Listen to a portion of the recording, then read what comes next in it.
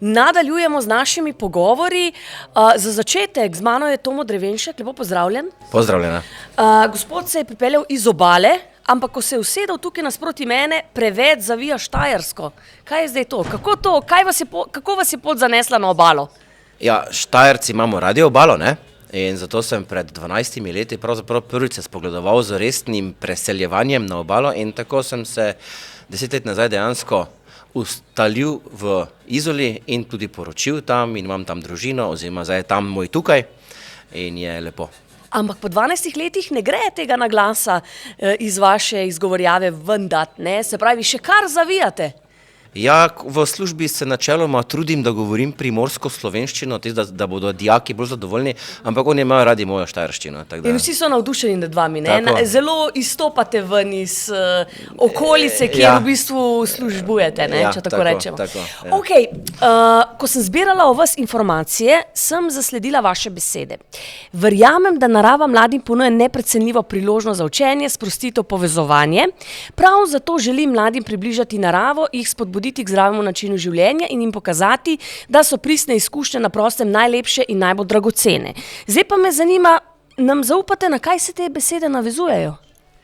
Torej, jaz sem v 20 let v prostovoljstvu skupaj z mojim bratom in z mojo ekipo, pa smo pred 15 leti ustanovili humanitarno organizacijo z namenom, da bi otroke vključili v aktivne oblike preživljanja prostega časa. Namreč otroci in dijaki in današnja mladina se nima kam dati. Pustimo trening, ki ga naredi, ampak večinoma čas zapravijo dokaj nekoristno. Pa smo ustanovili tako organizacijo, da organiziramo razne počitnice, vikende, oddihe v naravi, brez telefona, z nekim našim bogatim programom in tako smo, mislim, da sigurno povečali neko vrednost v družbi s tem. Je pa zelo veliko povpraševanje, zelo veliko dela in še vedno smo komaj na začetku. Kje točno imate te aktivnosti ali pa recimo počitnikovanja? Govoriva na slovenski obali, greste na Hrvaško, kako je s tem? Po celi Sloveniji menjavamo lokacije, včasih tudi na Hrvaško, to so predvsem taborjenja, tudi na morju se kdaj ustavimo, večinoma smo v hribih, Štajerska, Alpski svet. Nekje sem zasledila Debeli rtič, je kar vaša priljubljena lokacija? Ja, 7-8 let smo kar vztrajno se udeleževali raznih programov na Debelem rtiču, takrat kot prostovoljci. Smo tudi najeli že na Debelem rtiču prostore, ampak večinoma gremo na cenejše lokacije, da lahko otroci tudi brez plačila pridejo na naše počitnice. Ker jaz se spomnim lepih časov, 90-ih do 2000, nekaj takega, to smo vsi masovno z našimi družinami hodili na Debeli rtič. Kako je danes tam? Je to zdaj spremenjeno? Še ponuja take možnosti? Debeli rtič še vedno ponuja te možnosti, to je Rdeči križ Ljubljana, ne? Tudi Mariborčani pa smo predvsem hodili v Punat, ne, pa v Poreč preko Zveze prijateljev. No in tam smo se mi prostovoljili in naučili prostovoljstva in seveda furamo zraven svoje in je, bom rekel temu, plemenitimo družbo na ta način, no, oziroma otroke. Dajte mi povedati malo razliko med mladimi, recimo 10 let nazaj pa zdaj, ali mora biti še bolj nazaj, da opazva neko razliko, mogoče v vedenju, v navadah, nam to malo približate? Tak bi rekel, je razlika v 10 letih velika, ampak danes lahko že govorimo za 1 leto. Zato, ker otroci se danes rodijo s programom v telefonu, ne, že imajo to v roki in s tem živijo, s temi hitrimi podatki, s temi instant podatki, ne. Že težko je danes otroku prižgati risanko, da bi gledal dlje časa en film. Včasih ni bilo tega problema toliko, ne. In zato je toliko težje tudi prostovoljcem oziroma neki organizaciji izvesti neke počitnice, da bi otrokom bile zanimive. Ampak mi smo ugotovili skrivnost. Povejte. Fajn je, da mu je malo dolg čas. Ker ko je dolg čas, končno začne razvijati lasten intelekt.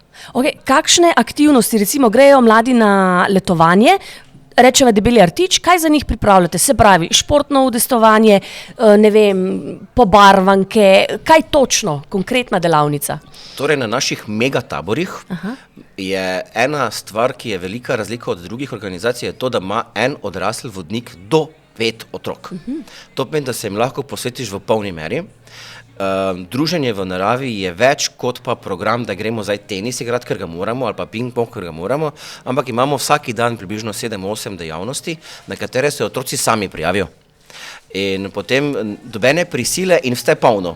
Vse dejavnosti so polne, ko pa tistih 5-6 otrok ne želi nič delati, pa tudi nič ne dela, pa se gugajo na gugalnici, pa zibajo na teh visečih mrežah in je tudi to super za njih. Wow, plemenito delo, zelo lepo. Ja, nas to popolnjuje. Ste tudi podpredsednik društva Križem rok, vodja letovanj in zimovanj, kot sva že omenila.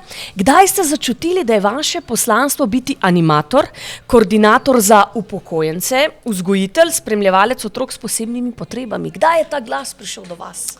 Nekako se je to začelo v moji rani mladosti. Pri 18 sem prvič bil en pomočnik, tehnični, kakorkoli že vodnik v enem društvu Brož, društvo Timotej pred takrat 22 leti, 24 leti. In me je privleklo to in se potem, pa sem šel na pedagoško oziroma na fakulteto za naravoslovje in izbral študij, ki je bil bolj pedagoški.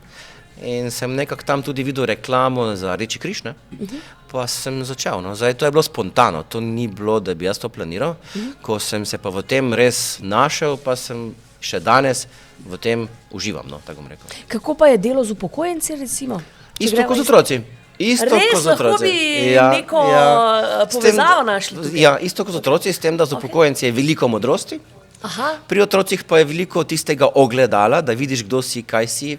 Veliko teh iskrenih pogovorov, oziroma nekih odkritij, ki jih otroci imajo. Pri mladih je potem postane malo bolj resna komunikacija, pri upokojencih pa je ta modrost, da se podružijo z nami mladimi, čeprav se nisem več tako čutil mladega, ampak je krasna družba in ta in druga stran. Zdaj pa, gospod Tomo, greva pa na trenutni čas, volilna kampanja in tako. Mene zanima, kje ste našli Novo Slovenijo? Vi ste prvič kandidat, kakor sem je zasledila. Kaj vas je pa k nam prineslo? Evo. Najbolj, ko gledam politiko preko televizije ali pa ko gledam politiko preko zaslonov oziroma socialnih omrežij, takrat vidim, da nam nekaj manjka. Predvsem pri komentarjih na socialnih omrežjih. Pod pasom, neprimerno in si mislim, na prvo žogo politika je škoda besed. In zato sem malo zagrizel v to, malo sem se pogovarjal z ljudmi, doživel različne odzive na to, kar je politika, noben pa ni od nas dejansko ugotovil, da je politika kreiranje našega domoljubnega Slovenije, kot take, in oziroma vsakdana kreiranje našega vsakdana, tako. In ko sem začel s temi očmi gledati, si mislim, wow, jaz tu želim biti zraven. Celo življenje delam, kar delam, skrbim za ljudi in sem že dokazal, da skrbim za ljudi in to se bi tudi preizkusil na političnem parketu in vem, da bi delal iskreno in dobro in da ne bi čakal, da mandat mine. Pa mi pa še zaupajte, kje točno vas lahko občani, vi boste kandidirali v Izoli, sva rekla. Tako.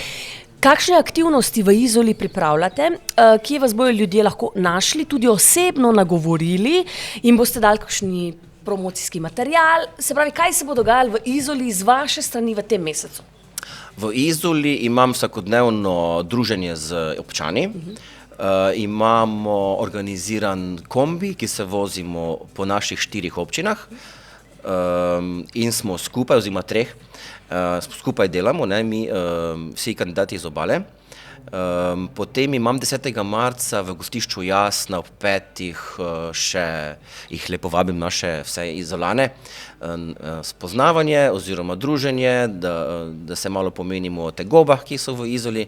So različne tegobe in različne priložnosti, ki bi jih lahko dejansko skupnimi močmi spremenili v dobrobit te občine, Tako da dogajanja je veliko, promocije je veliko, materijala tudi, lahko me kdorkoli kar vpraša, lahko mi kaj svetuje, lahko mi pove svojo plat, z veseljem, zato sem tukaj. Sicer ste pa tudi animator in ravno zato verjamem, da ljudi zelo dobro animirate, tako tudi v tej volilni kampanji. Gospod Tomo, vi opravljate res plemenito delo in mi smo izredno veseli, da vas imamo v naši skupnosti. Hvala lepa. Hvala vam. Zdaj pa na koncu vsakmu kandidatu, kam gre naša skupna lista v... Skupaj v akcijo.